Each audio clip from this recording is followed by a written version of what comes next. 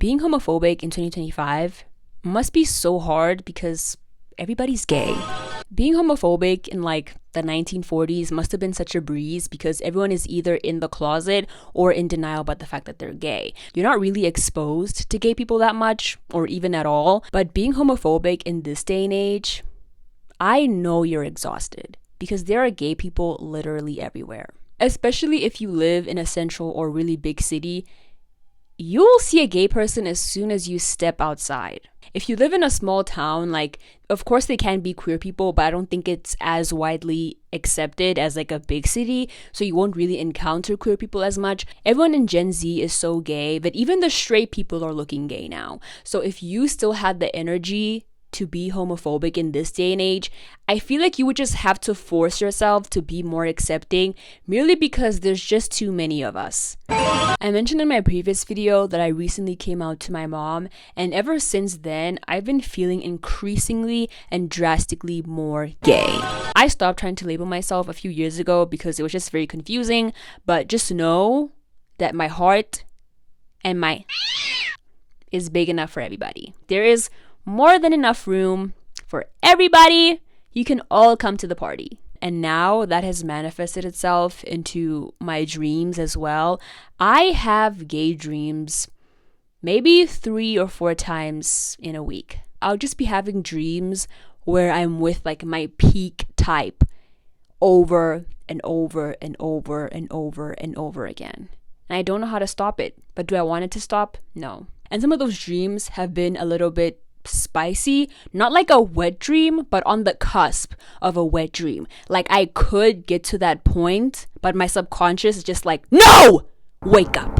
Until you get it in real life, you're not gonna get it in your dreams either. That's what my subconscious says. Anytime I feel like, ooh, scissor, or you thought you were gonna scissor with fine shit, wakey wakey. I also read a queer book for the first time, and that has altered my brain chemistry. Like, I've never been the same since reading a book about 2 women being in love. If you've spent most of your life being straight or somewhat straight passing, you probably don't really have that much queer experiences.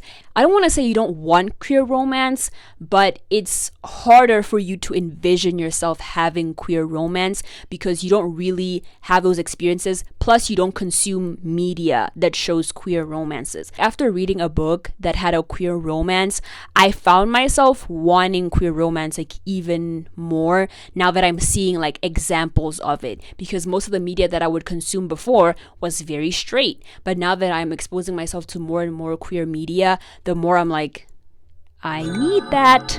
But what type of women and people am I into? Let's get into the 4 tiers. Number 4, a super soft mask. Like someone who is mask presenting, but that's the only masculine thing about them. Like everything internally is very much so girly pop. That's one of the girls. But on the outside, she's very, very mask. But she's probably one of the most like girly, feminine people personality wise. Having that balance of like feminine and masculine, like I need that in my pants. The third being femmes with super strong masculine or dominant energy. At least once in my life, I need to be by a femme. She can just do whatever she wants. I'll just lay there and like on the outside, she presents very feminine, but as soon as you get to have a conversation with her, she has the strongest queer energy. Like, you don't even need to know about her dating history or her sexuality to know that she's gay. She just has that strong, gay, dominant, assertive energy. One of the perfect examples of this was in that show, like Jane the Virgin, when Petra started dating a woman, JR. As soon as they introduced her character, I knew that that was a gay woman. Because she just had that kind of energy. Like, it's so, like, subtle, but so obvious to a trained eye. And the second person is someone who just looks gay. Like, even if I'm not attracted to them, just the mere fact that you look queer is in itself extremely attractive. If you meet someone and you can just immediately tell that they're gay, That's just so hot to me. Like, that's what I aspire to be, and it's what I aspire to have.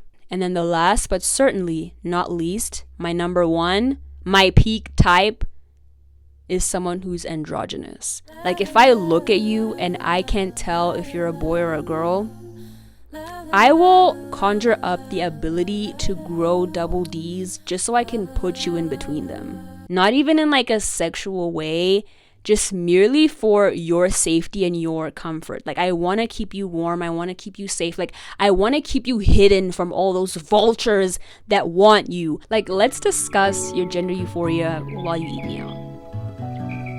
And a bonus one, this isn't really a type, but this is just like a feature that I'm really attracted to. Hair. People with really long or nice hair, just someone who has like a lot of hair, like just hair. I don't know, something about that is just so attractive to me. So whether you have an afro, whether you have locks, whether you have like long curly hair, like whatever it is, I just love people who have beautiful hair. Like, I need to grip that. I need to grip it in a non-sexual way.